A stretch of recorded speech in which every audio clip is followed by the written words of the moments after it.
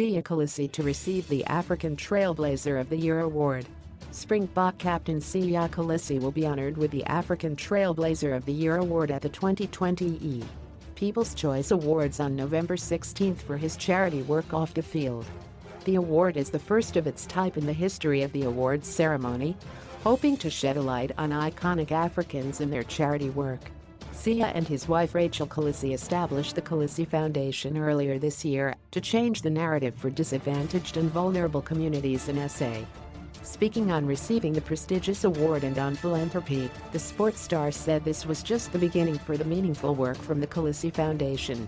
"I'm truly honored. There are people across the continent doing the most incredible work, and to be recognized as African Trailblazer of the Year is humbling. During the lockdown, I was able to witness firsthand the contributions people make to better their local communities, so I would like to dedicate this award to every one of them. I am proud of what the Kolisi Foundation has been able to achieve in light of the global pandemic, but there is so much more to do.